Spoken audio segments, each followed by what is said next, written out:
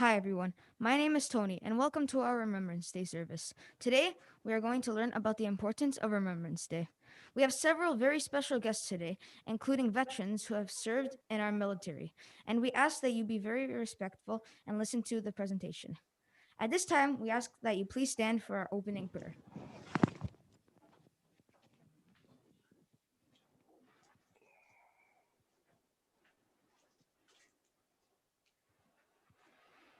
In the name of the Father, and of the Son, and of the Holy Spirit.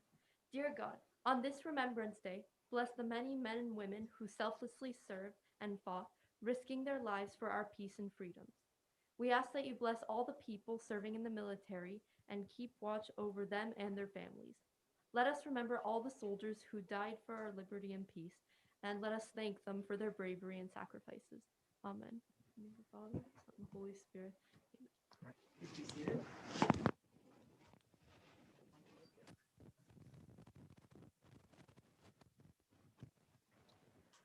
Remembrance Day is not just a casual day or a holiday, or like Halloween or Valentine's Day. It is a very important day based on the remembrance of the people who served for our country and many more countries that sacrificed their lives for our safety and peace.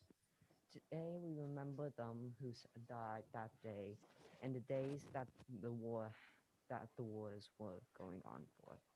That is Remembrance Day.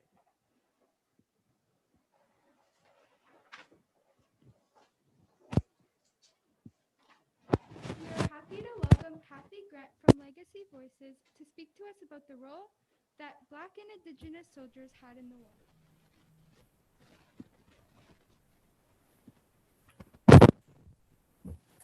Hello, All Saints. How are you on this Remembrance Day? I'm just going to quickly share the screen.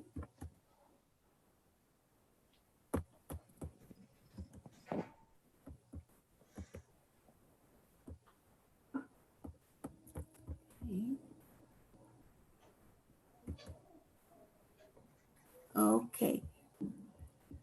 Okay, I'm just going to tell you a little bit about myself. My name is Kathy Grant, and I'm the founder of the Legacy Voices Project. And we document and digitize Black Canadian military history. My dad was a World War II veteran who volunteered to fight for Canada from the island of Barbados, and he came up in 1942. And before he passed away, he said, Kathy, I want you to continue my work that has been documenting and digitizing Black Canadian history from pre-Confederation up until, I guess, when he was living back in 2005. He died in 2005. And I've been doing that ever since. I'm going to be respectful of time as I have about 3 other Zooms that I have to do today. Back in 2016, there was the 100th anniversary of the number 2 construction battalion, which was a segregated battalion. And we had an exhibit at the Peel Art Gallery Museum and Archives. I'm just going to click on the link, which is a summary of the exhibit that we did there. Can everybody hear well?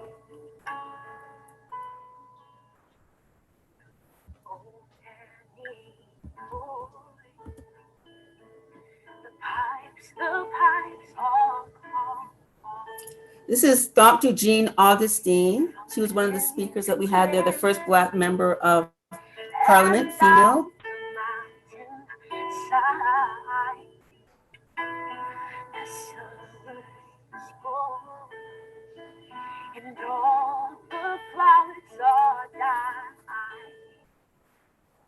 We started off in Black History Month, and this is from the Historica panel.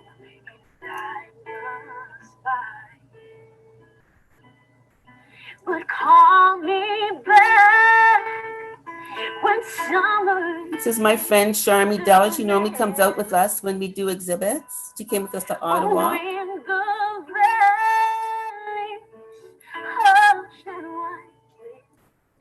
That's my dad's World War II veteran. He was a wireless air gunner.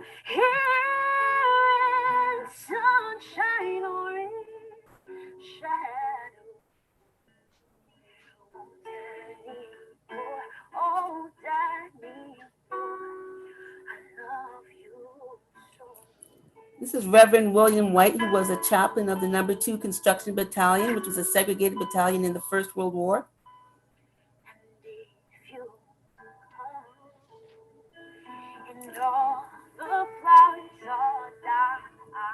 This is Matthew Wilson, the grandson of Jean Augustine, and he was telling the story of James Post, who was an underage soldier who was Catholic, and he got the Distinguished Conduct Medal for the Battle of Passchendaele.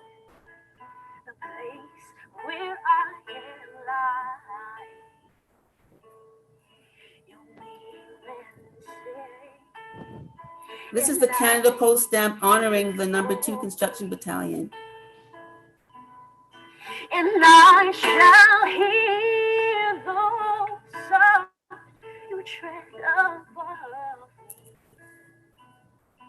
In all my dreams will warm and sweeter be. And if you'll not fail to tell me that you love me. That's what I look like. I broke a tooth, so that's why I'm not visual today. And this is the stamp for Canada Post, which honored the number 2 Construction Battalion. And the ladies that are on the left of me are the daughters of the soldiers that are on the stamp.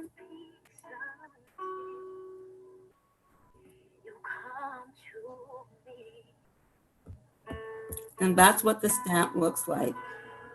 So this was a segregated battalion, the number 2 Construction Battalion, which had all Black men, and the officers were white. It was formed as a result of protests that came from the Black community because a lot of them were not able to enlist, and they were told that it was a white man's war and they weren't accepting them. So there were a number of Black soldiers that managed to get in that weren't in segregated units. That story is not a story that is very well known. There's approximately 900 Blacks that served in the First World War that were not in the number 2 Construction Battalion. We're going to go here to a CBC interview that was done in regards to the Black soldiers. And I see that this here image is of 3 Black soldiers which appear on your poster. The person who's on the far left, his name is Wellsford Daniels. He was a friend of my dad's from Montreal, and he volunteered and he was in the signals in the Second World War. This picture here is my dad and myself and my mom, and it was done in 1964. And I'm carrying like a little umbrella that's filled with candies that my dad gave to me. My mom is smiling, she's totally oblivious, but my dad is smiling as well because he knows that he brought that to me. I'm gonna scroll down. My dad was a veteran from the Second World War, and he made it his mission to educate Canadians about the role of Black soldiers that played in the military. And he arrived in Quebec from Barbados. So after my dad passed away, we got in contact with Veterans Affairs Canada in Prince Edward Island, and we got them to come down to Montreal and Ottawa to interview a number of veterans. And the agreement that we had with Veterans Affairs Canada was that a website or web feature would be created that highlights the interviews that we did with the various soldiers. So we have all of the raw footage. Most of the veterans that we have interviewed have since passed away, but the video clips are available. They're first-person narratives. They're all closed captioned and transcribed, and the bios are there. The first veteran that we are going to show, his name is Calvin Marshall, and his father served in the First World War.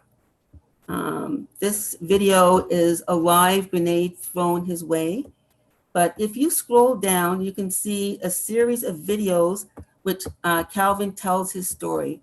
And since today is Remembrance Day, we're going to see if we have the sadness of war here. And I'm just going to click on that, and he will talk about what Remembrance Day means to him.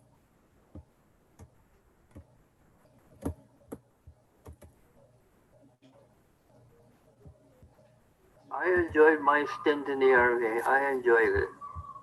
It means everything to me. I sit there in that kitchen and I watch it and I think of all my friends who gave their lives, and I think of all the other friends of mine who I soldiered with while I was over there, but mostly those. I lost a lot of friends over there. I lost a lot of friends over there. I sit in the kitchen there by myself, and the tears just flow. I just can't help it. And I'm sure that if they ever stop recognizing Remembrance Day, the populace would very soon forget about those fellows that lay in them cemeteries overseas. There, in France and Germany and Italy, uh, Belgium, Holland. They're all over there. Okay. We currently have just over 100 video clips that are being hosted on the Veterans Affairs Canada website under Black Canadians in Uniform, a Proud Tradition. All of them, the transcripts are done. So there's a tab that says transcripts, which is the transcription of what the veteran says. They're all closed captioned. The description describes the summary of what the veteran is talking about, and also included is the bio of each veteran.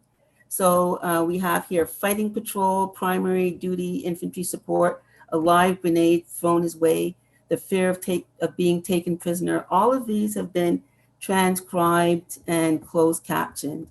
And afterwards, we're going to send a link to the Black Canadian Veterans Stories of War Facebook page, so you can see the list of all the soldiers that are captured there. The next thing that we're going to highlight is Corporal Ainsworth Dyer from Afghanistan. He was killed as part of the friendly fire that occurred back in 2002. And this is part of the Military Museum's mural that highlights not only the soldiers that died under the Afghanistan fallen, but it also highlights a series of veterans, all veterans from, I guess, across Canada, different wars. I'm just going to click on the link real quick. This was launched this week on Monday. So this is what the mural looks like. There are 240 individual panels, and each one captures a different story. So depending on where you click, you might get prisoners of war, you might get women, you might get someone from the Aboriginal community, you'll get the Avro Arrow. But we're going to click on the very last one, which is of Curly Christian. And he lost all 4 of his limbs at the Battle of Vimy Ridge. I'm just going to scroll down here. So this tells the bio of Curly Christian. When you click on the link, this is him here in front of the war amps. This is me decorating his grave site. He lost all 4 of his limbs. He was buried in a trench. And when they rescued him, he had developed gangrene because he was buried for 2 days, and they had to amputate his limbs. I'm going to scroll down here. So these images here are taken from Curly's military file. All of the soldiers that enlisted or were conscripted into the First World War have been digitized by Library and Archives Canada. So for this presentation, all these are just key items that were found in the military file. This shows where they had to cut off from his limbs going down, both his arms and his legs. And we just scroll down here. And he went over to the Vimy Memorial in 1936. And they developed, or he created, him and his wife developed a scrapbook. So these are actual pages that appear in the scrapbook. We donated the scrapbook to the War Memorial, or the museum, the War Museum, back in 2016 when we had their exhibit there.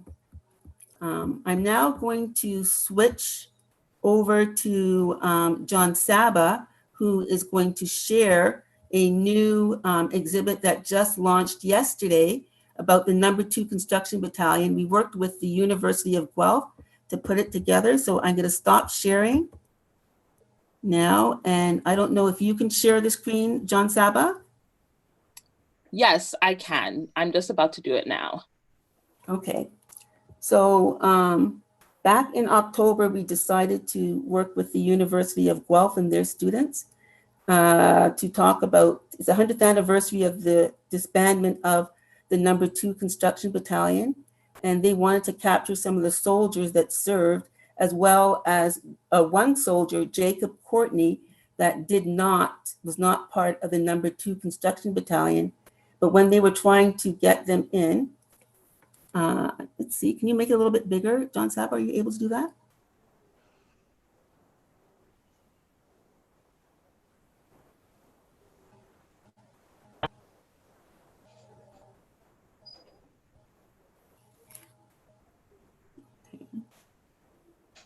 I don't know if everyone can see it. Okay. And can you turn the volume up a little bit?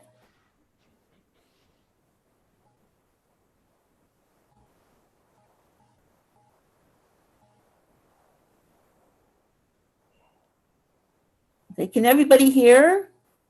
Because I know I can't hear. No, we can't. You can or you cannot? Cannot hear. John Saba, is there a way that you can put the volume up?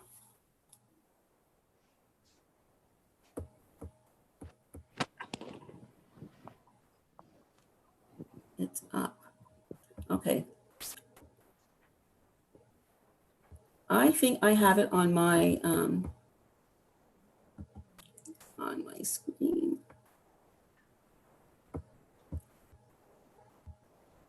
Okay, I don't know why the volume is not working. What do we do here? Okay.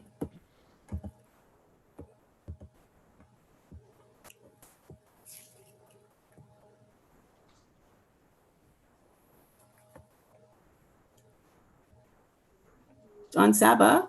Yeah. It was working fine on my computer, so I don't know why it wasn't hearing for you all.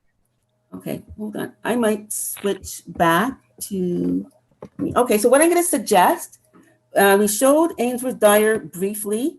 Can you click on his mother, Agatha, who was a Silver Cross mother, and have her share her story? Sure, I'll do that.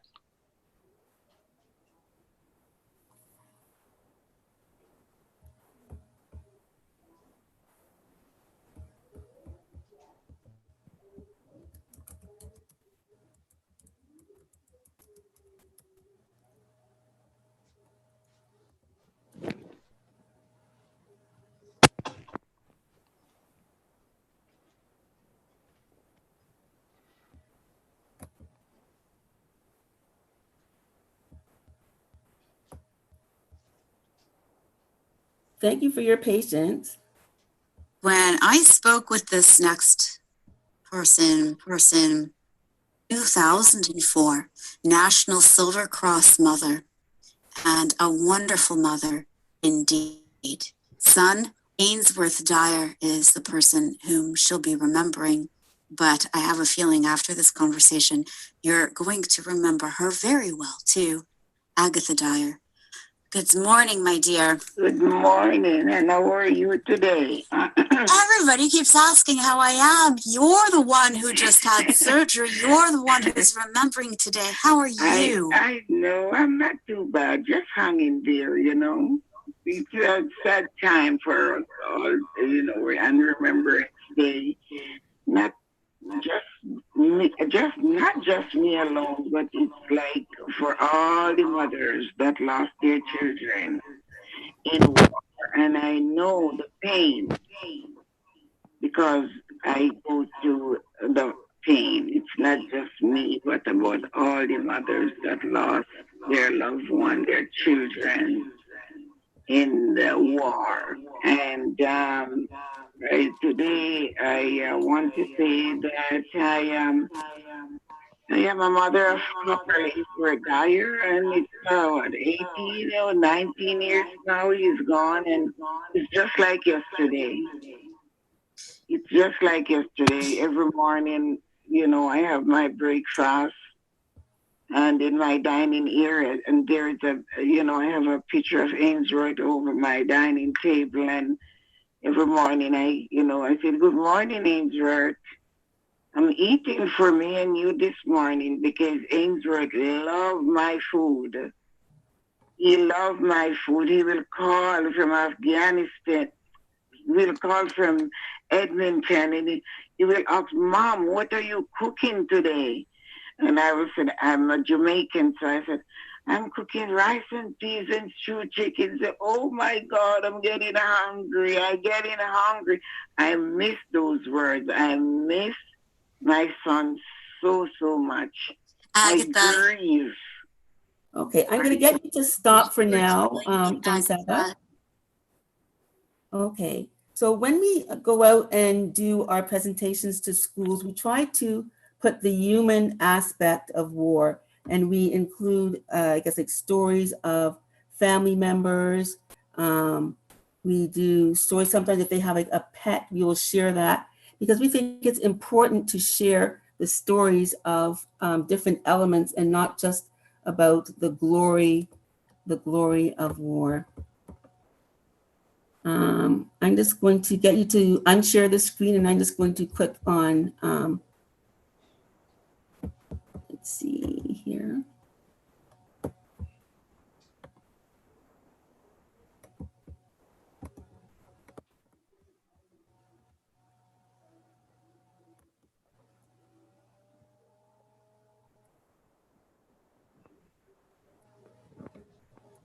We're going to be sharing a brief video of Stanley Grizel, who was the first Black Canadian citizenship judge.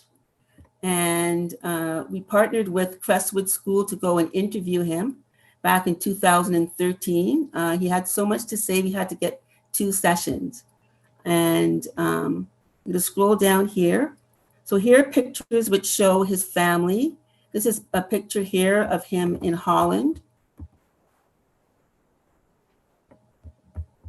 And I'm just going to play his video, which talks a bit about his family.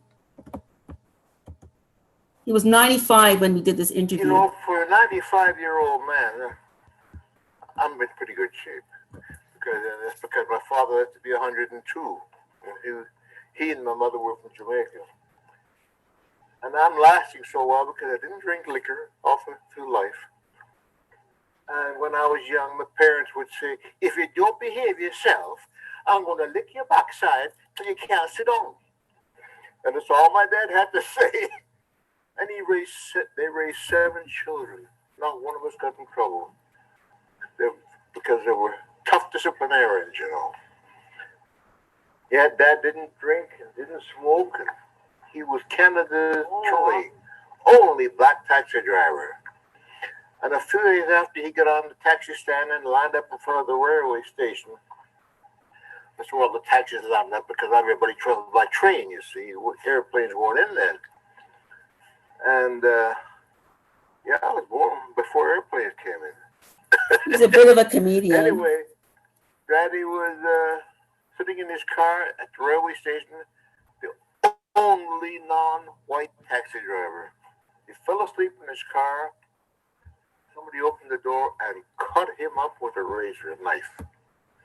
And I was a little boy, I must have been about 10 years old when they brought him home, all bandaged. And we all started crying. Mom and I cried. And Daddy was moaning and groaning because he was in pain. And the reason he did that to him, they said, we don't want any niggers on the taxi stand. That's for white people. And that's what happened to my daddy. Okay, so the rest of his life, Stan Grizel devoted his time to both human and civil rights to get things changed for members of the Black community.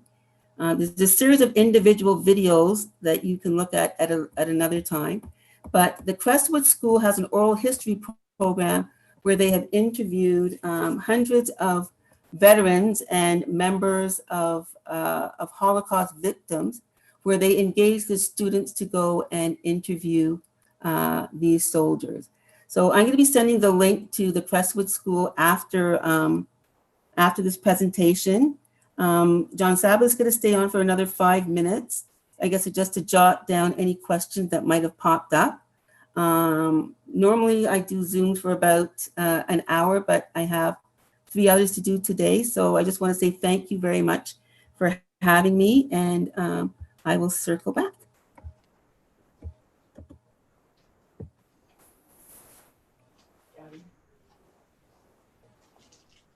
Thank you, Kathy Grant, for that wonderful information.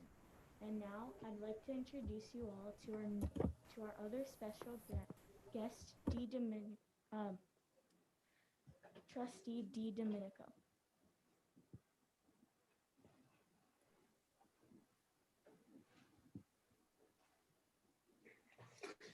Well, good afternoon, everybody. I'd like to read the poem first. And I also want to take a moment to thank Mr. Wilson and all the staff that have put this together, and the boys and girls. It's really, and of course, Ms. Grant for her talk. It's absolutely incredible. And All Saints community always comes through. So the Flanders Field poem was written by a soldier in World War I. And he actually threw the poem away. He didn't think it was very good. But fortunately, it was retrieved by a fellow officer and was published and became known as a phenomenal reflection of the war from a soldier's point of view. It goes like this. In Flanders fields, the poppies blow between the crosses, row on row, that mark our place. And in the sky, the larks, still bravely singing, fly scarce heard amid the glow. We are the dead. Short days ago we lived, felt dawn, saw sunset glow. Loved and were loved, and now we lie in Flanders field. Take up our quarrel with the foe. To you from failing hands we throw the torch. Be yours to hold it high. If you break the faith with us who die, we shall not sleep till poppies grow in Flanders.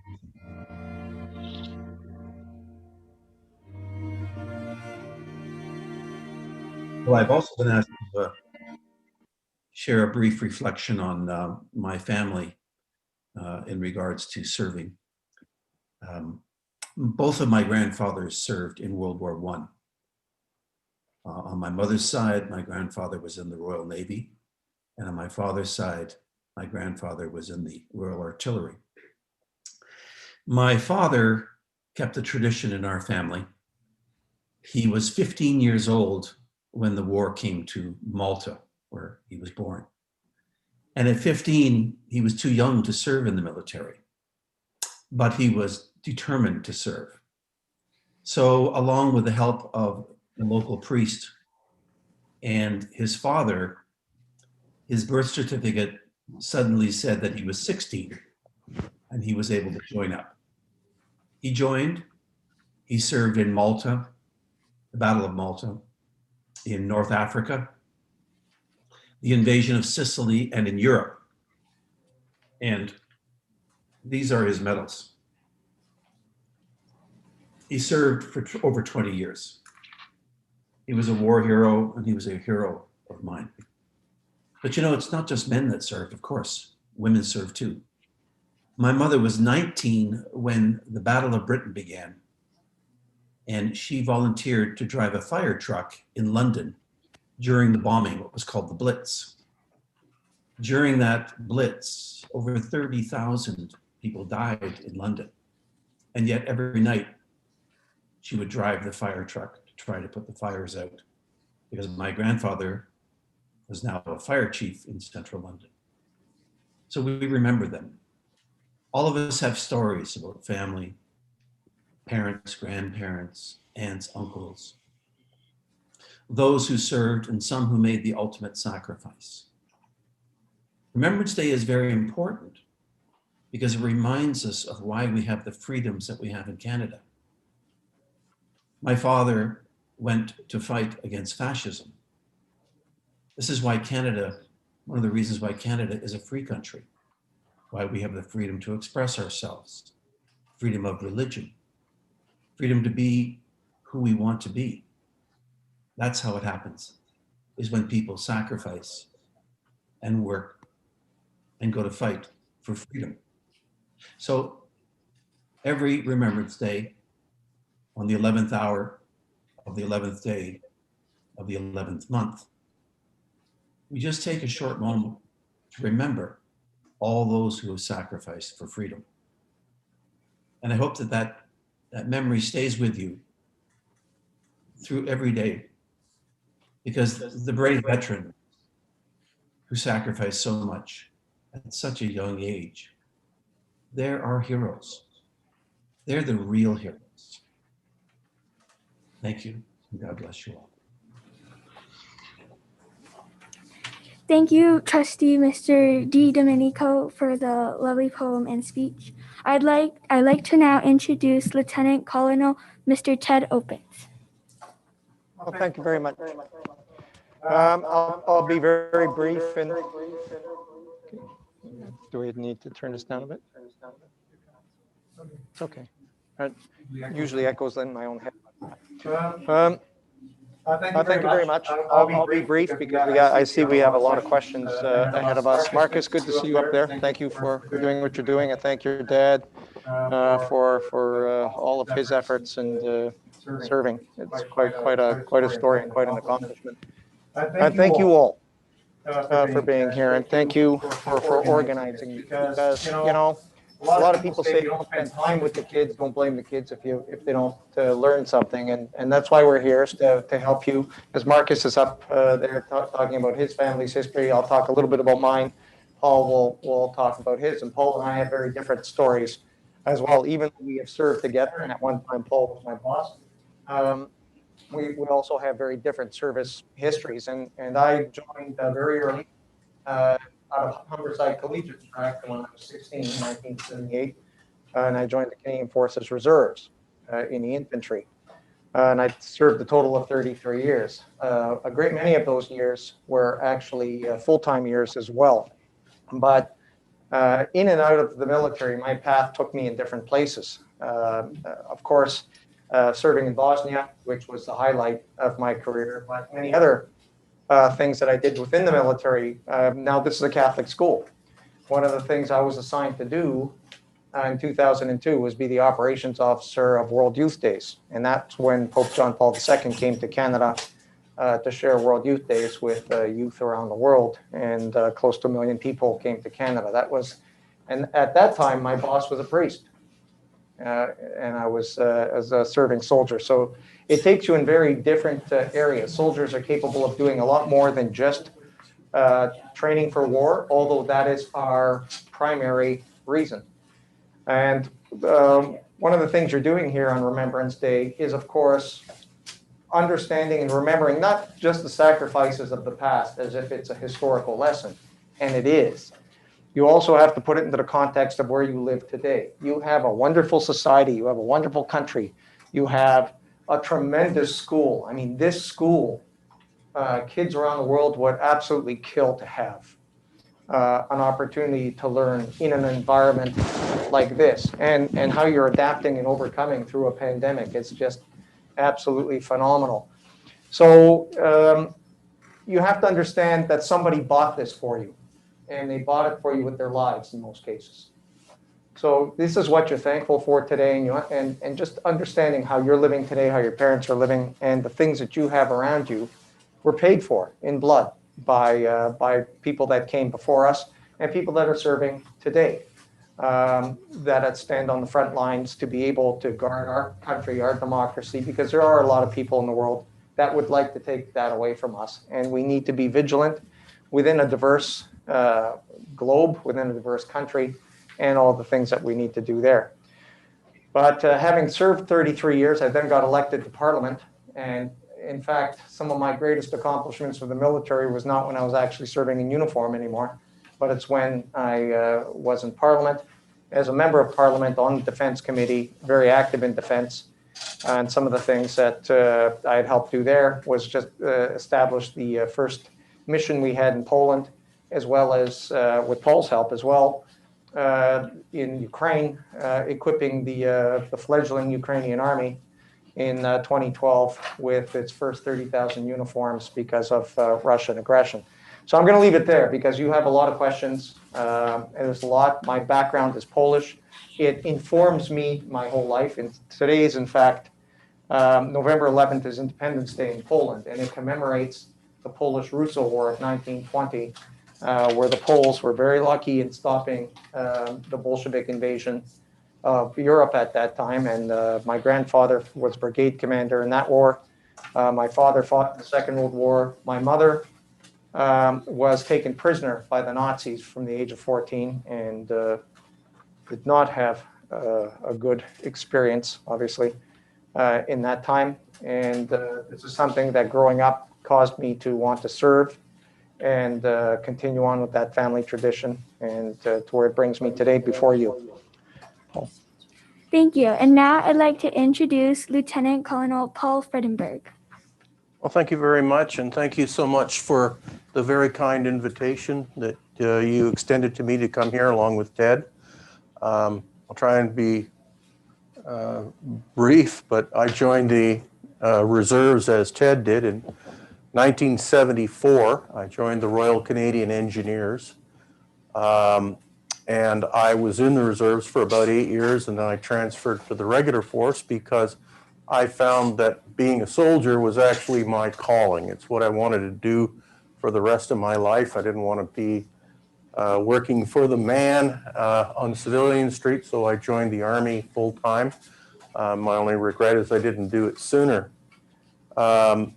As a military engineer, we do multiple different things. I served for the first half as a combat engineer, and that's involves building bridges, building roads, airfields in the combat zone, destroying enemy fortifications using high explosives, mine warfare, all very interesting and challenging stuff. And I also learned how to jump out of airplanes. As a combat engineer, we trained mostly to fight the Russians, but once the wall came down and the Warsaw Pact dissolved, we found that the world had become very unstable. And in 1992, I found myself in Iraq and Kuwait just after the first Gulf War, working the demilitarized zone, and found very quickly why officers wear their rank on their shoulders, because the responsibility of command is very heavy. And I had many, many sleepless nights before my soldiers went in to clear a live minefield and live unexploded ordnance, because literally their lives were at risk. We had our procedures, we trained for it, and no one was injured under my command, and I was very grateful for that. Then a couple of years later, on a completely different tack, I found myself in Haiti with the United Nations on a humanitarian mission. And as an engineer, my responsibilities there were providing support to the Haitian electricity company, because they didn't have any electricity. It was completely abandoned. and they were trying to get it back up and running. So I was involved in that. Then shortly thereafter, I found myself in Bosnia, not as employed so much as an engineer, but as a staff officer in a higher headquarters. And that was very challenging. Later on, I got into construction engineering. And that was perhaps the last half of my career. And as a construction engineer, I deployed to Afghanistan in 2005, 2006, and my job was to establish all of the infrastructure that our soldiers would need to live in and work out of at Kandahar Airfield. That was perhaps the most challenging and rewarding time that I ever had. I came back from that and wrapped up my career in 2015 when I reached the mandatory retirement age and I couldn't serve anymore. As far as my background is concerned, both sides of my family were United Empire loyalists who were asked to depart the United States of America, having supported the King after the Revolutionary War. We've never forgiven them for that, but it's just good-natured poking fun at our neighbors to the south. Both of my grandfathers served in the First World War. They both served in a series of battles known as the 100 Days, which is the last 100 days of the war, during which Canada suffered the most casualties of that war. I had a great uncle who was killed as a result of wounds he received at the Battle of Hill 70, which was the next major battle after Vimy Ridge. My mother's father was actually wounded himself at that battle. In the Second World War, my mother's father also served. He didn't deploy overseas, but he stood up and volunteered anyways, and he helped train troops in Canada to deploy overseas. My father served in the Royal Canadian Navy in the Second World War, in the Battle of the Atlantic, fighting the German submarines. And after the war, he took engineering at the University of Toronto and then joined the Royal Canadian Engineers. So I kind of followed in his footsteps in a way. I didn't go to sea, but we were both military engineers. And I've got a long heritage of military service in my family, and I just continued on with that.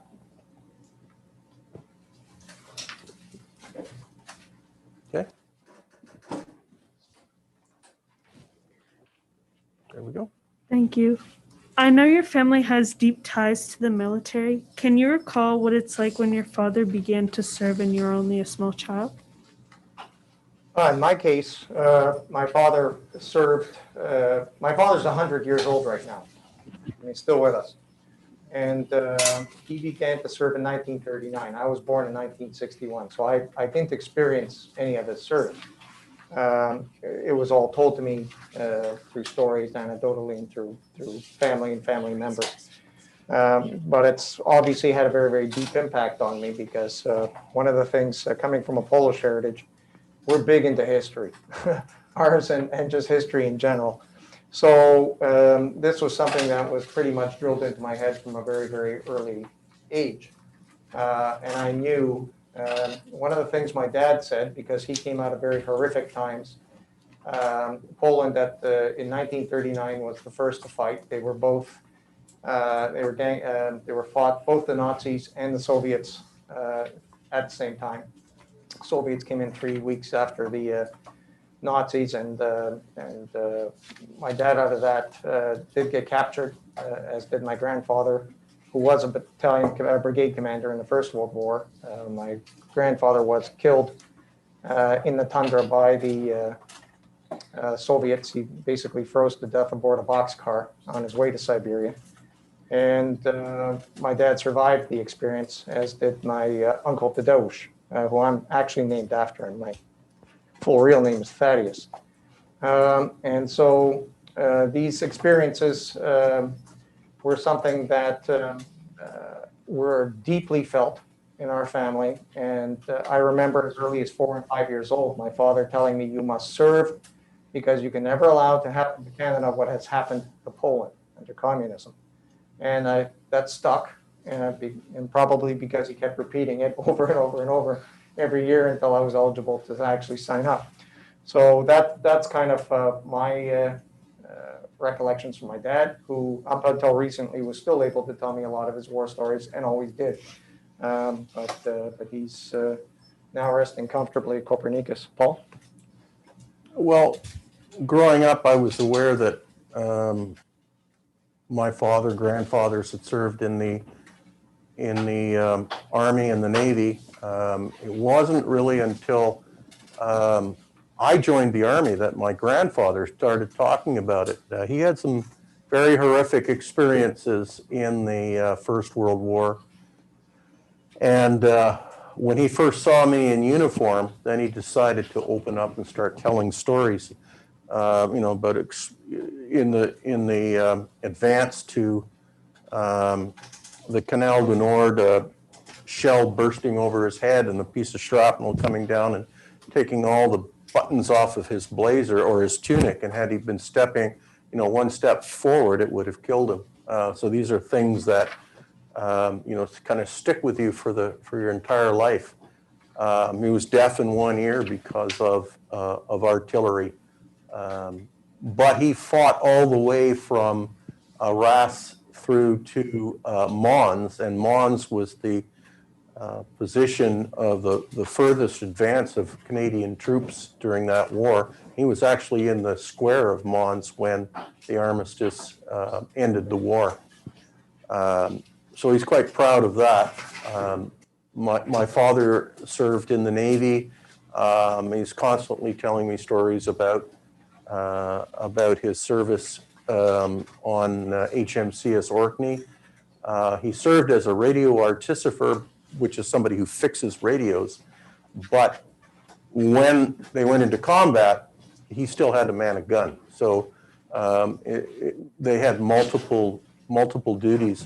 And when he was in the Army, he was involved in the construction of the Canadian portion of the Alaska Highway, which is very important to the development of the North, as well as our security. So, I learned all these, and they were all very proud of me. And I have all their medals. They're all mounted like ours are in shadow boxes about to go on the wall. And I've been researching other members of my family as well. My great uncle who was killed at Hill 70. And I have an uncle, my mother's brother, who was killed in a motor vehicle accident in the UK, but while he was serving with the Canadian Forestry Corps. And we went to visit his grave just a few years back. So very important for me.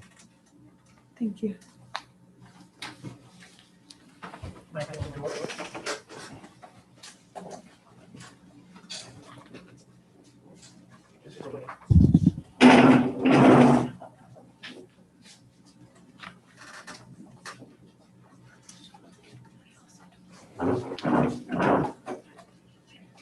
Bonjour. Pouvez-vous décrire un moment effrayant que vous avez eu? No English. Can you describe it? A scary moment? There's been a number through training, mostly accidents, near misses. One scary moment was simply in training, turning the wrong way on the range. Well, the flag was up, the red flag, meaning the range is open to fire, coming around the corner and having bullets bounce around my head because they actually opened fire and I was standing in the middle of it. That was rather scary. That would have been a training accident had I been hit by any of those bullets. Vehicular things, just and as a younger fellow, just some daredevil things that now that I look back on it as a much older guy, if it was my kid, I wouldn't allow them to do it. But as most people do, you find yourself in trouble and actually doing some hair-raising stunts that could actually cost you your life. But and in Bosnia, just if it's in the context of theater, early on there was a place called Drvar where there were some riots, and I found myself in a place I shouldn't have been because somebody had taken me there. They wanted to do something called battlefield tourism, which I didn't know was going on at the time, and we had turned the corner into some rather hostile types, and were badly outnumbered. But fortunately, everybody was a professional and was able to back away from it. Otherwise, that one I would have lost. So that's probably scary for me. Well, Well, there were times when I should have been scared and I wasn't because I was too stupid to realize what was going on. I think the most scary time I ever had was also in training, but when I was jumping out of airplanes. I had no problem going through the side doors.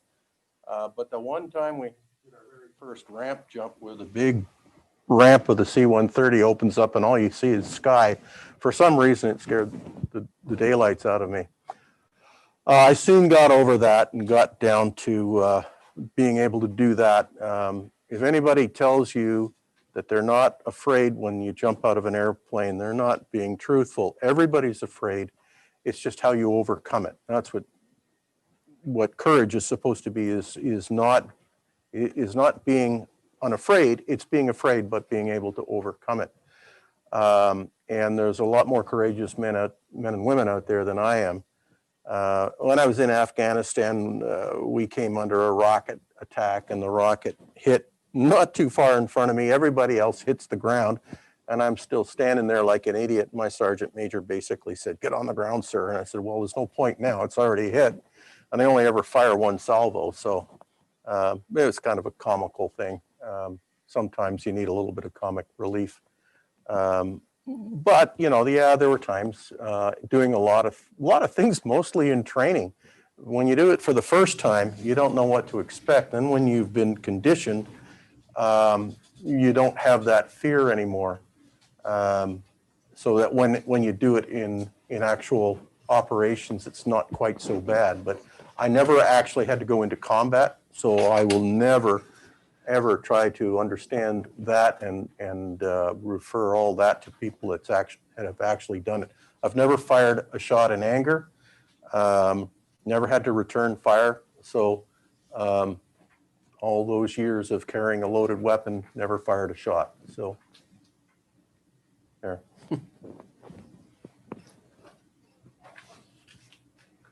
Have you ever been captured? And if you have, what was the experience like? I've never been captured.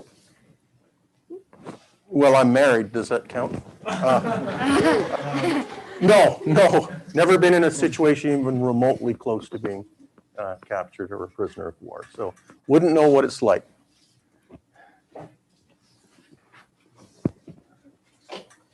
I can maybe just add, I can tell you from my dad's experience in the gulags that was absolutely horrific. All of these guys got out of about 2,000 people that went with him in his cohort.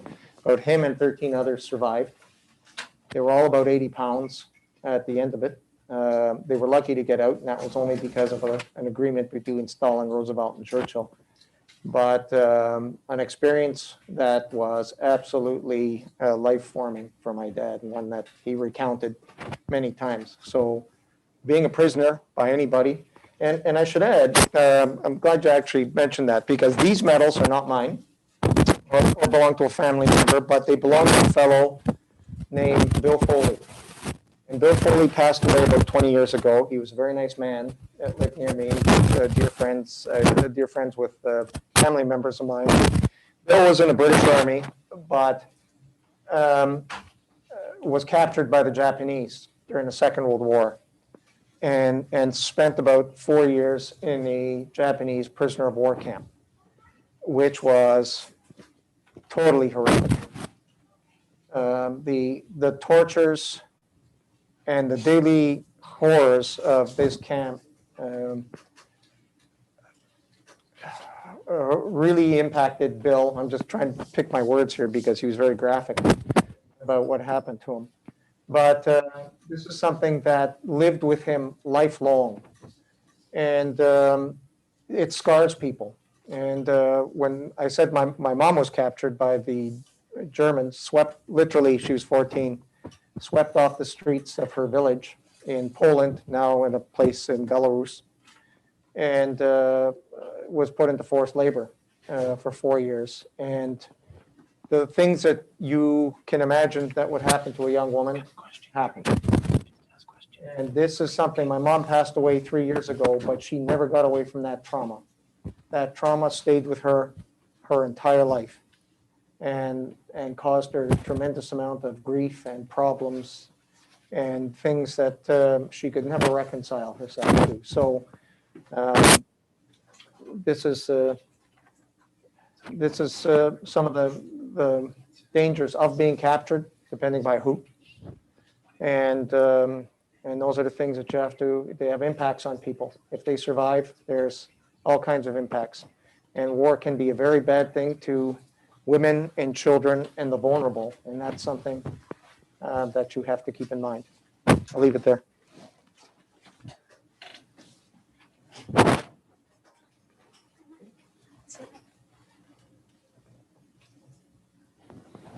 When did you realize that you first wanted to serve your country? You go first.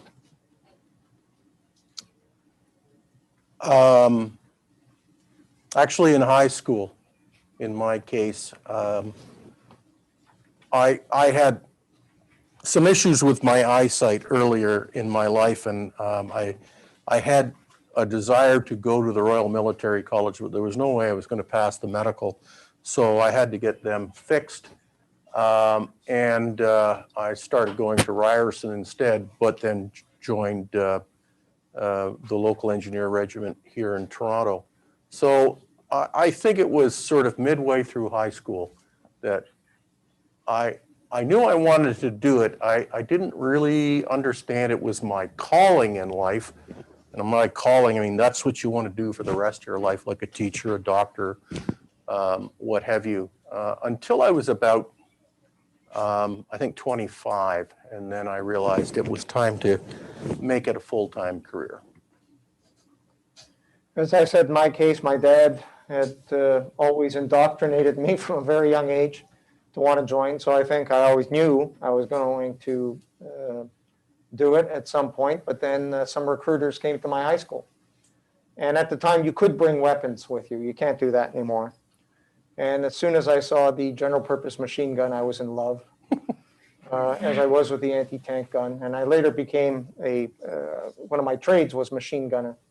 And right up to 50 cal, which I enjoyed a great deal. I just cannot tell you the euphoria of firing one of these things, but not from a war perspective, just from an interest and on the range interest perspective. But it was and then just ever since. And I think Paul would agree. I mean, even though we're both retired from the military, we don't feel retired from the military. And I think once you're in for life kind of thing.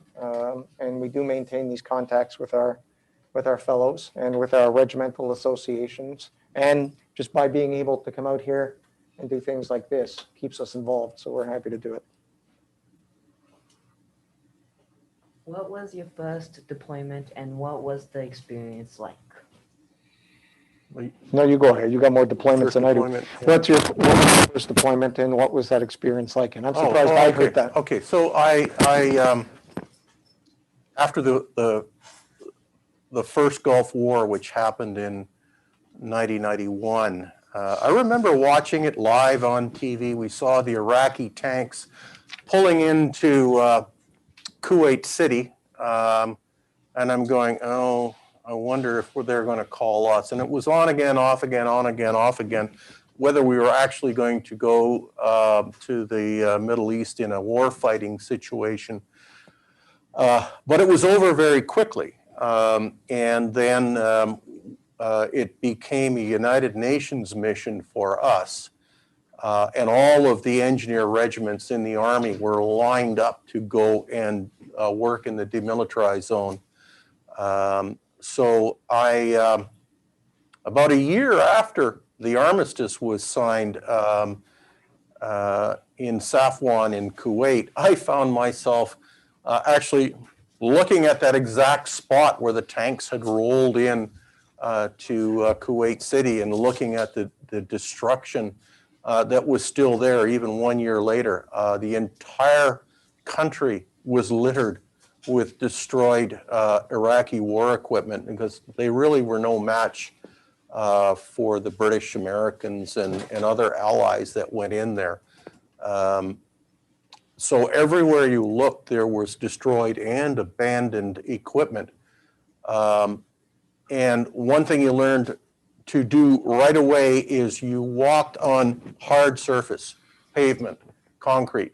As soon as you stepped off that, you looked at the ground and you looked where every step you put so that you didn't step on anything.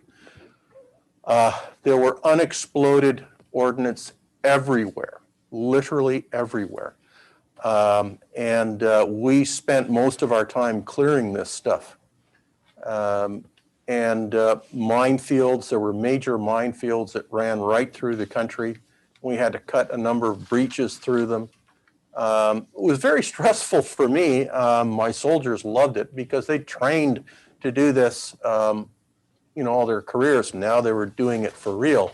But as I said, as the commanding officer, you're worried, have you done everything right? Has the training been right? Are your men going to be safe going into this? Because remember, these minefields are designed to kill people, and you're sending your soldiers into them. So it was stressful from that point of view, but it was also very rewarding. We got a lot done, and we were praised by the United Nations. I met the then Secretary General, who came to visit us, and it was a rather rewarding experience. I could tell you a lot of funny stories about it, but it would take hours to tell you that. You always remember the fun stuff too. Well, my one deployment was Bosnia, and it was obviously very exciting. As Paul mentioned, when you train, usually you actually want to test yourself. And that's what soldiers do. They always want to be tested. That's why you join. I mean, they join for that sense of adventure, that sense of camaraderie. And I've trained a lot of soldiers over time, and there's a lot of common ground between people and their motivations for wanting to join. But you actually end up getting another family, in a sense, right? You build those close bonds. So when I went over, this was a very exciting thing for me. And aside from doing the traditional things an infantryman would do and patrol the streets at that point, there was no fighting going on when I got there. I mean, there was little skirmishes here and there, but nothing we really had to worry about too much because we would show up in overwhelming force and the guys that were causing the trouble would melt away. And that would be the end of it. A lot of my job at that time was also administrating the parachute company for the Royal Canadian Regiment. And one of the biggest jobs I ended up doing was serving on a board of inquiry into an accidental death of a combat engineer in our camp, which took 6 weeks to complete. But it was an exciting time, and it was an interesting experience for me, and I enjoy it and look back on it fondly.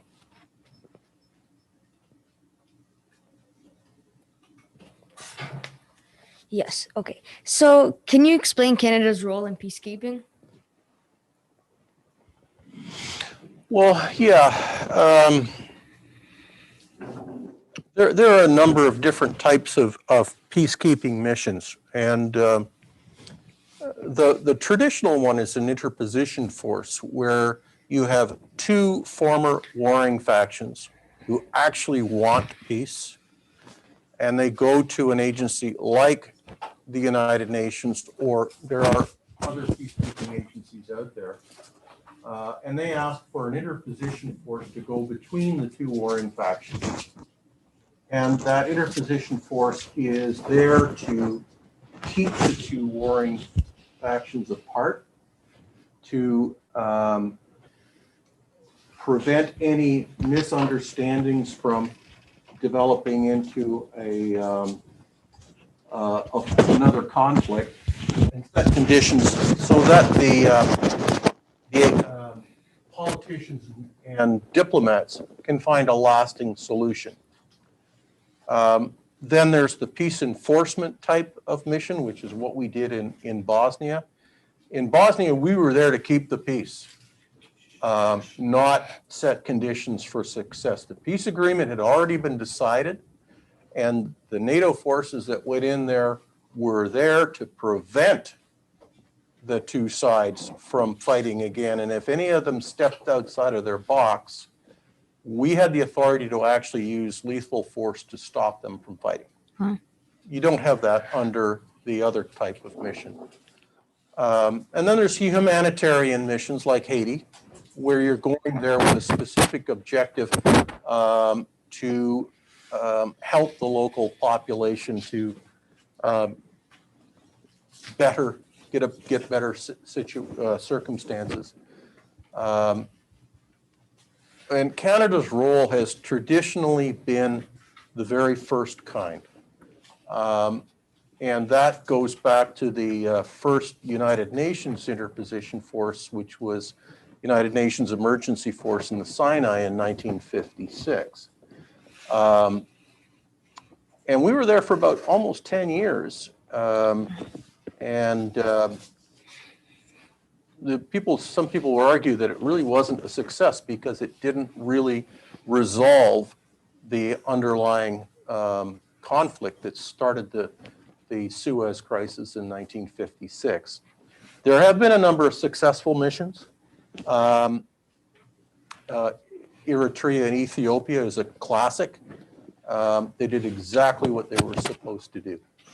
But every single mission is different. And it's very difficult to take. You can take some lessons learned from previous missions and apply them to future ones, but it's a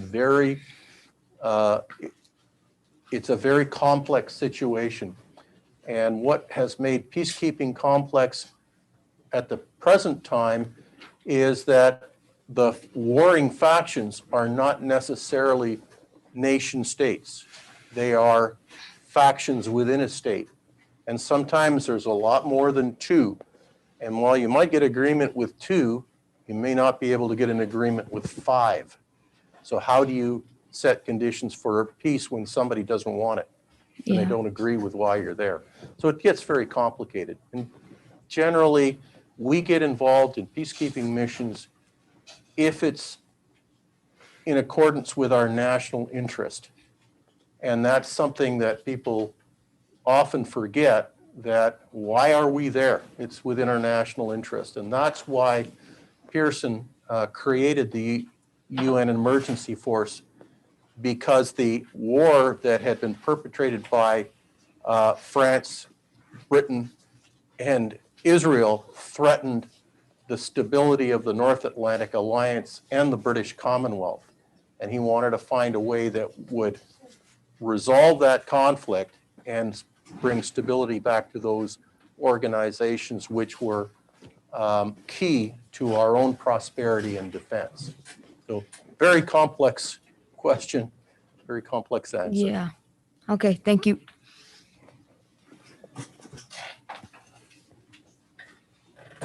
So my question is, did you ever feel like you wanted to quit during your service? Not me. Not me. I actually dreaded the day I had to hang up my uniform. It becomes part of you. The camaraderie, the sense of belonging. I got to tell you,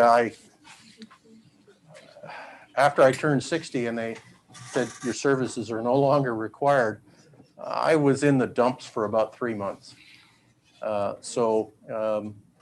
Like for me, it was a calling. It's who I am. And no, once I got through the door, I did not want to quit. I just wanted to keep doing something. Never did the same thing twice. There was always another challenge around the corner, and that was what kept me going. Thank you. It absolutely is an interesting place. I mean, I had to resign because I got elected to Parliament, and you cannot serve in Parliament and serve in the military at the same time. Once upon a time, you could, back in the days of World War I, where we had actual sitting MPs fighting in World War I. Those days are long gone. And in the present day, you're either one or you're the other. So when I got elected, and I had just been in command of a regiment for just under a year, it was very mixed feelings for me. I loved the regiment I was commanding. We were doing some good things, had some very interesting things on the training plan and things that we're looking forward to. However, I was going on to an interesting time. And as I said, I probably did more as a politician, as a serving MP, than I ever did in uniform for the military, because I could do it from a very different level. However, if I have one regret, it's that I couldn't do both at the same time. That's it. Thank you very much.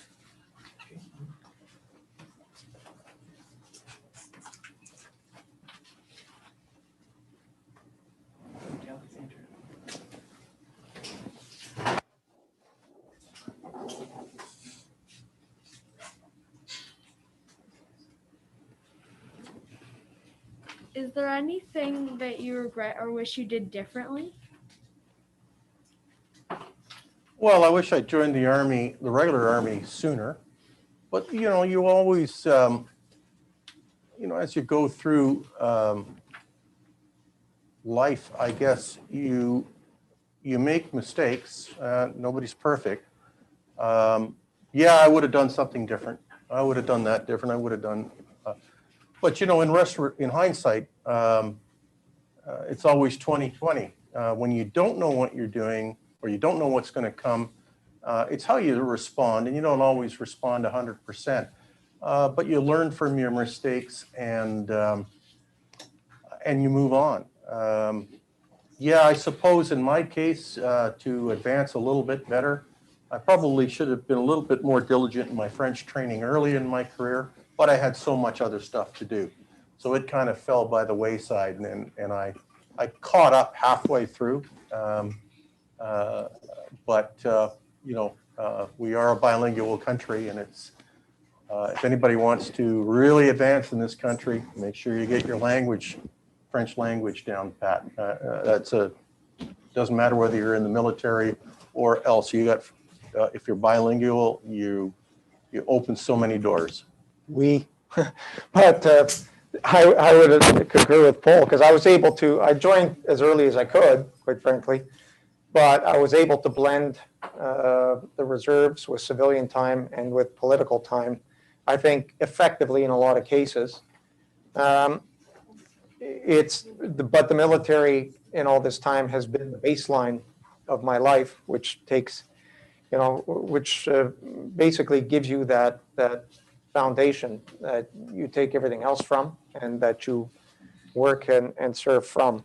One of the things I probably would have spent a little more time doing is, I know we talked about, you know, the pointy end stuff, right? Training for war, being in the front lines, being in theater, deploying. I mean, that's what we do in the military. But it may surprise you that the military is actually massive on academics.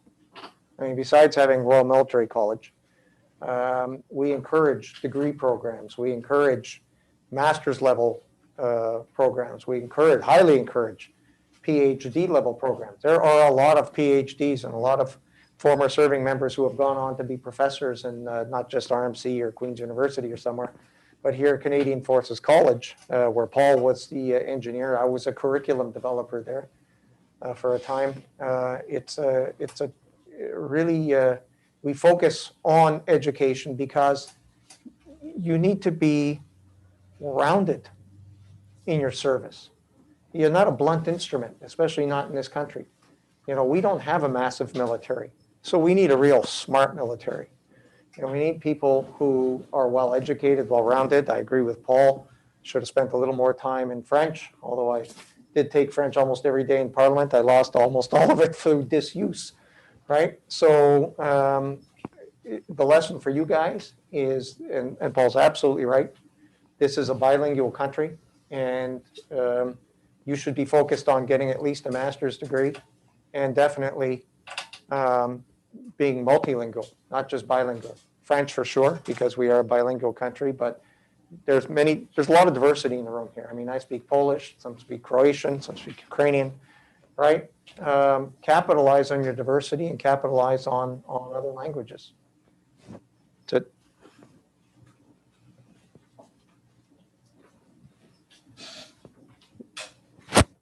Stephen? Hello. My question today is, what honors have you achieved during your services in the military? What? Honors? Honors. Oh, Honors well, and it was an awards. honor to serve. Well, I mean, the medals are a result of where I've been. I've got, 2 medals for Afghanistan. One is a general peacekeeping medal for Iraq and Kuwait, one for Haiti, one for Bosnia. Queen's Diamond Jubilee medal, which I guess I got because I got all the other ones. But as well, that also involves volunteer work in my spare time. And then the Long Service Medal with 2 bars represents 32 years service.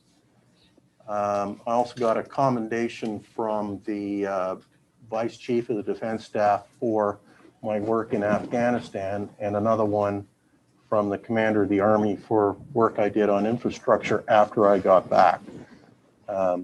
And I got 3 degrees out of the Army. One bachelor, 2 master's degrees. Which is 2 master's degrees more than I have. So that's, but it's, yeah, they're very similar in terms of medals. St. John Ambulance, as I talked about earlier, in terms of, although that has a military component to it, and it's on the orders for military medals, but also a very civilian component in terms of first aid, time contributing to the community, a lot of that stuff. A lot of the things we do is reach out to the community broadly. We used to host multi-ethnic programs, an old festival, which none of you guys will remember, but it used to be called Caravan. We ran out of Fort York Armory, which actually built the foundations for diversity in the Canadian Armed Forces back in the late 80s, early 90s, and causing it to become a policy. That was interesting in terms of, the medals for the medals, Jubilee Medal, the medal for the number of years you have served. You get some of those on automatic, quite frankly, if you last long enough. And in Paul's case especially, the medals from all the missions that he's been on as well. Politically, some of the honors, just being able to do things like this one is actually from Poland. It's the Order of Merit, and that was largely from my parliamentary time in helping establish the first mission, Canada's contribution to the NATO mission in Poland at the time, and some of the other things that I had done internationally. And so, again, being a product of a Polish heritage, I did that to serve and honor my parents and their struggles. And so my contributions there were noted by the Polish government, and they let me know that through a medal and certificates and things. And both of us have various types of certificates and commendations that you don't wear on your chest, but you put them up on what you call your I love me wall, right? So you have all the little things that you ever get. Thank you. Have you lost a friend or family member during the war? Well, yeah, we both, go ahead. Well, I lost an uncle who died in the Second World War, who I never knew. And I've had some good friends that were killed in Afghanistan, folks that I trained with. And you wake up, you read the dispatches in the morning, and a colleague has been killed, so it's kind of hard to take. But yeah. I don't think there's anybody serving during the almost 13 years we were in Afghanistan that didn't know someone that had lost their lives. And it's not just war. I mean, our business is inherently dangerous to begin with. I mean, we handle weapons of war in training, There was a young soldier killed just a couple of weeks ago in Wainwright in a training accident. And we lost a helicopter in the Aegean a couple of months ago, and a public affairs officer in a snowbirds crash this year alone. So it is an inherently dangerous business that we're in, and losing people is not uncommon. It's always tragic when it happens, but we shouldn't forget the people that die without having been deployed. And I think the worst training accident that I'm aware of is it happened in 1988 when a bunch of military engineers were training near Chilliwack, and they were killed in a premature detonation of a large explosive charge. Eight men and women were killed like that. I lost friends in Afghanistan, and on my mission in Bosnia, we lost 2 people, but to accidents. One to a rollover of an armored vehicle, and one to a tragic electrocution, accidental electrocution. It's whether it's through bullets or through accidents, it's no less heartfelt because you lose friends and colleagues, right? Do you still contribute to certain projects even though you are retired? Say that again. Do you still contribute to certain projects even though you are retired? Do we still contribute to certain projects even though we're retired? Oh, absolutely. I'm the president of the Toronto chapter of the Military Engineers Association here in Toronto.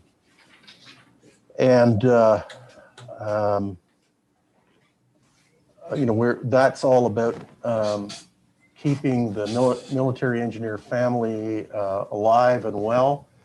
It's mostly retired folks. I don't know if you remember earlier this year, there was a tragic accident, hit and run, where a mother, grandmother, and toddler were hit by a drunk driver, essentially.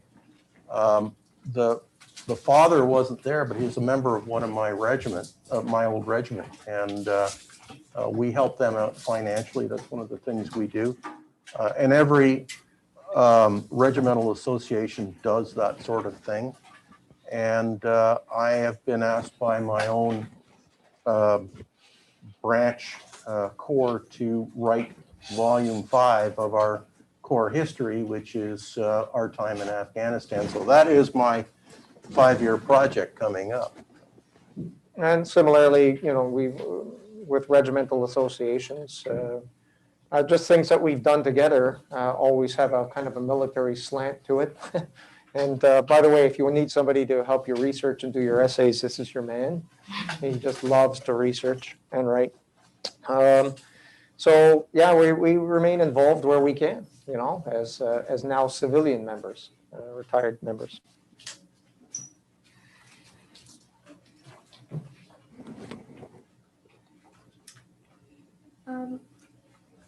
How did your experience in the military influence what you do now? Go. Well, I really haven't changed my outlook on life since I retired 5 years ago. I keep myself fit. I keep myself mentally, physically active. I keep involved. I volunteered at the Legion, in the local scout movement, which I've done on and off all my life. It's all about service. Service before self. That's pretty well the mantra of most military members. It's what can you do? What can we do to help? Yeah. Sorry. Yeah. Sorry, I thought you were finished. No, Paul's right. We're not a selfish crew. This is the thing, right? It's all about service before self, and this is the way, which doesn't always jive with the world the way it is sometimes. But we continue to try to make a contribution, even in politics. We were involved, and Paul and I, we're writing a policy, for example, that puts and primarily his idea on military engineers working like an American Corps of Engineers. But the part I like to bolt onto that is, yes, we have to build infrastructure projects across our nation, but why not do that and First Nations reconciliation, because there's a lot of infrastructure that needs to be built on reserves, and we could use some of the vast resources of not just our military engineers, but of course, people who are civilian engineers, or just simply not enough military engineers to do this cross country. But taking a lead on these things, put together an amalgam of engineering talent to assist the nation in not only infrastructure build, but reach out to do a First Nations reconciliation thing. So these are kind of the projects that we continue to work on, but we, are products of our life and our training, and we try to apply that to things that will work today. Thank you. Okay, so my next question is, what does it feel like to be a veteran in Canada? And do you feel like you're supported by the government when it comes to veteran services? You go first. Okay. Actually, I'm very proud to be a veteran. I'm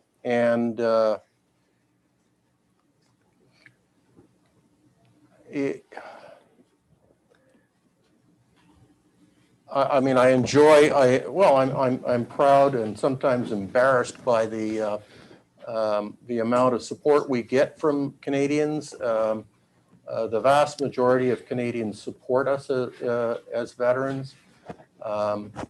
We are well respected, and that is gratifying to see from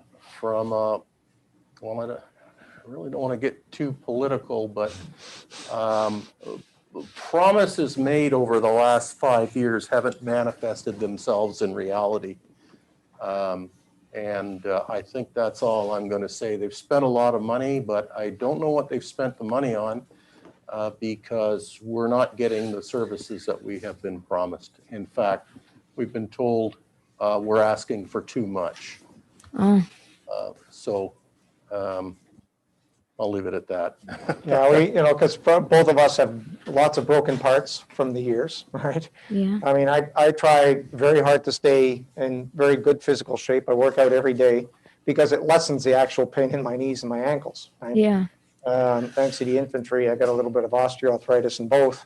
But the fitter I remain, the less it impacts me. But as you get older, you rely on Veterans Affairs to give you, well, they don't give you anything, you've earned it, to provide you with the services when you apply for them. Now, some of our most dire, we're in pretty decent shape, right? We got a house roof over our heads, we got enough money coming in, kind of thing. We got resources as individuals and families, but a lot of our comrades don't. There are some veterans on the street. There are those in poor financial circumstances, and some of those with accelerating broken pieces that are just becoming worse and worse, which you need things for, whether it's braces or medical treatment or whatever the case may be. The problem right now is it's taking from Veterans Affairs 66 months to resolve some of these issues. So I can wait if I have to. I know Paul can wait if he has to, because we're certainly not front of the line guys. We got more or less what we need and we can cope. But it's the guys that can't cope right now that are stressed the most, and this is what stresses us. Is getting help to these guys as best as they can do it, and it's not always a matter of political stripe. I mean, even when I was part of a government that had Veterans Affairs, we did try to move fast, but quite frankly, we didn't move fast enough and get enough done. And sometimes these things have to be focused on. And yes, there are different priorities, but soldiers have put a lot on the line to do this, and I think they are a group of people that do need to get those services fairly quickly. in life, and I think more money and more resources need to be put to this task. So, and just like some other causes in the country. I mean, as we talked about First Nations reconciliation, we really need to get that resolved once and for all. It's one of those problems that continues out there, and nobody has found an adequate solution for it. And similarly for Veterans Affairs, we need to nail that one down too. Yeah, okay, thank you. What does Remembrance Day and the poppy symbolize for you?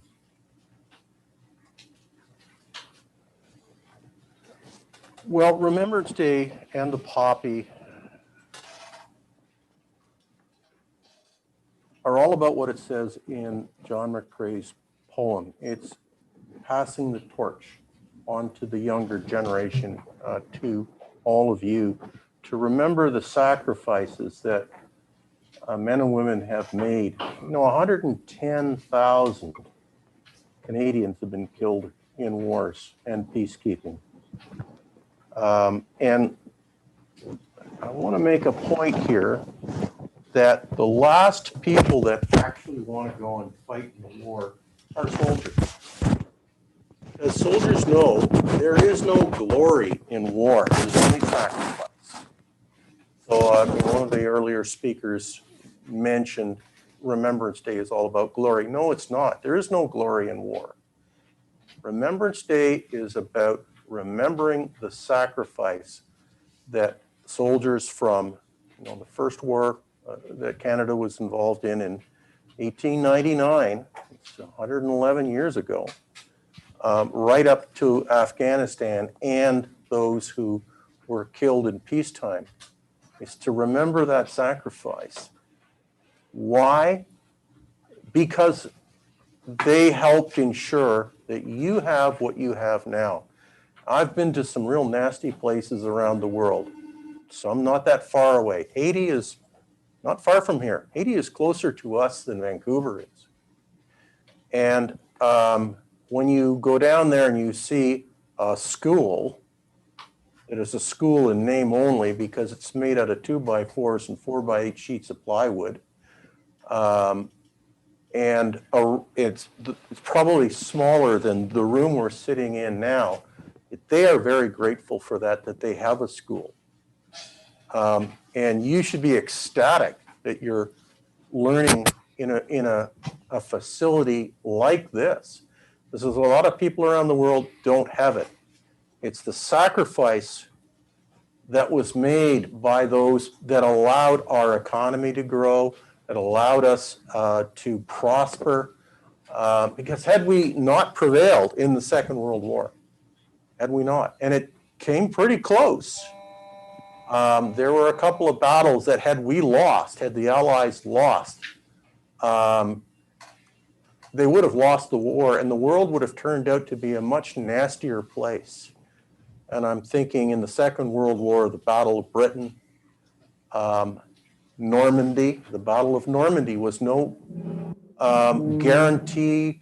There was no guarantee of success in that. And it was the sacrifice that those soldiers made to fight that battle, knowing that they may not survive, that secured Europe as it is now. And with Europe as our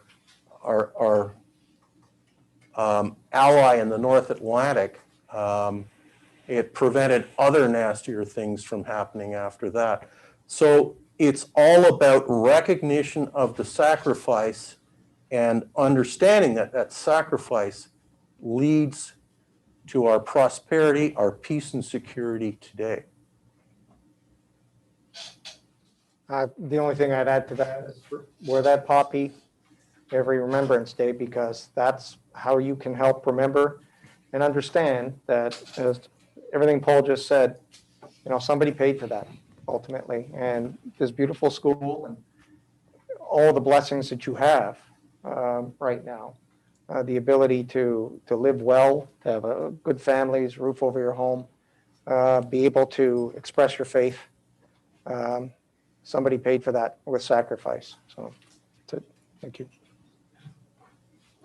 What more can we do to honor our veterans? I think we're doing a great job right now. I think we are continuing to recognize the sacrifice. Maintain our memorials. The memorials are there not as a glory to war, but as a memorial to those who gave their today for your tomorrow. To remember them. I think we're doing well.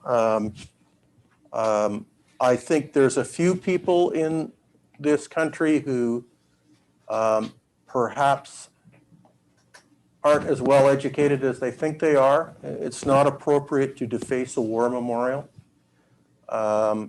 It's not appropriate to deface the poppy.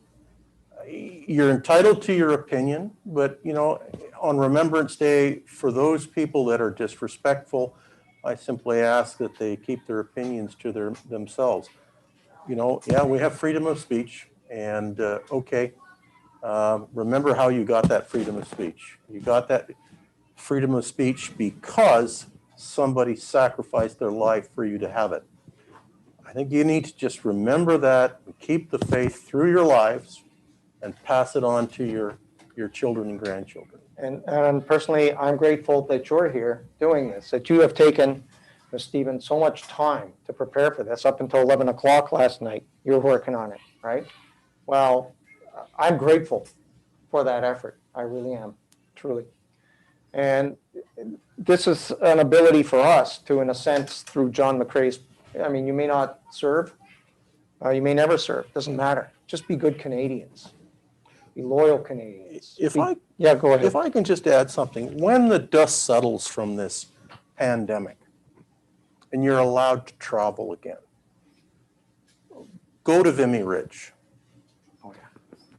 Go to the First World War battlefields. And you know what? They're not that far apart. You think that 500,000 Canadian soldiers served in France in an area that's basically a triangle 100 kilometers on either side. That's where they served. Second World War was much broader, and they're all over the place. But go and visit those battlefields. Go to Normandy. Go to one of the cemeteries, and you will feel a sense of awe and understanding. When you go and you look at all of those headstones, and you look at the age of the young soldiers that are buried there, 18, 19 years old. All right? If you go back to, we'll look at the Second World War as an example. Just for some reason, I have those numbers in my head. Canada had a population of 11 million people in the Second World War. 1 million Canadians served in uniform over that time frame. If you were to apply the same based on our involvement in Afghanistan, it would have been 3 million Canadians involved. It wasn't a world war, it was a war in Afghanistan, but in that total war that we were involved in. And 50,000 of those didn't come home, 45,000, but still, they didn't come home. Lost at sea, in air combat on the ground, and just tragic accidental losses, and there were a lot. But if you get the opportunity to go and visit the battlefields, and you look at, go to visit the cemeteries, and they are everywhere in that triangle. They're literally everywhere. You will understand. And one of the things you'll find when you talk about World War I and the trench lines, they sound so vast, and they are. But there's points in these trench lines where here I am in the Allied trench, and that whiteboard are the German trenches. That's it. These guys are throwing grenades back and forth at each other like this. There's points in movies where they make that very comical, but it's true, right? So this is how close it came, even though you had these vast, brilliant trench systems, quite frankly. But they got that close to each other within the trenches, that this 10 meters or less, right? Which is just something. But you know what, folks? Thank you again for everything you've done today. We're both very grateful for it. So we're going to pass you the torch right now. So run with it. Thank you. Well, I certainly want to thank everybody. We need to especially thank All Saints Parish and Kinga Surma's office for helping us, the Memory Project, Legacy Voices, and Kathy, Paul, and Ted for joining us. Thank you to Emil for helping with some video stuff, Miss Kalauti and Mr. Barber. Thanks to staff and students at the school, and a special thanks to students who were involved in today's presentation. Anastasia, Cindy, Gabrielle, Lucas, Tony, Sarah, Avery, Alexandra, Lily, Stephen, Barbara, Michael, Emmanuel, Michael, and Doris. We have one final send-off today, and we want to wish you all the best. And if you don't have a poppy on, please put one on.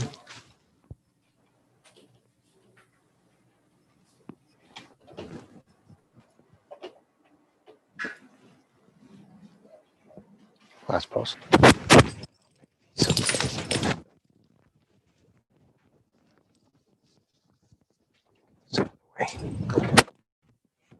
Last post.